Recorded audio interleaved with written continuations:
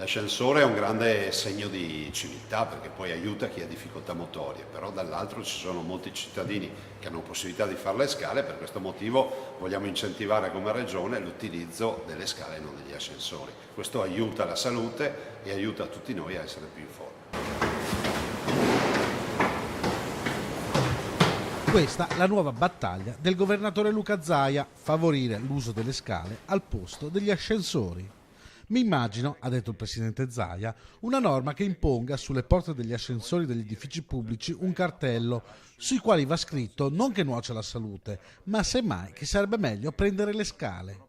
Diverse ricerche, infatti, accertano che fare 90 scalini al giorno sia un ottimo allenamento.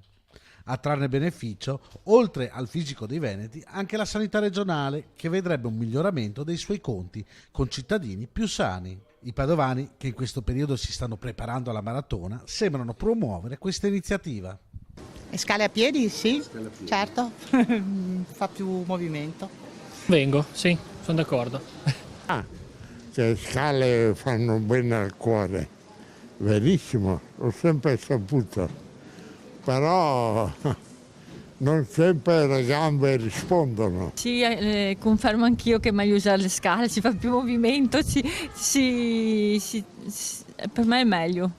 Ci si tiene più allenati? Sì, ci si tiene più allenati. Oddio, dopo se uno non ha la gamba prende l'ascensore. Beh, secondo me sì, perché comunque sollecita il movimento e fa bene un po' a tutti, no? Perché no?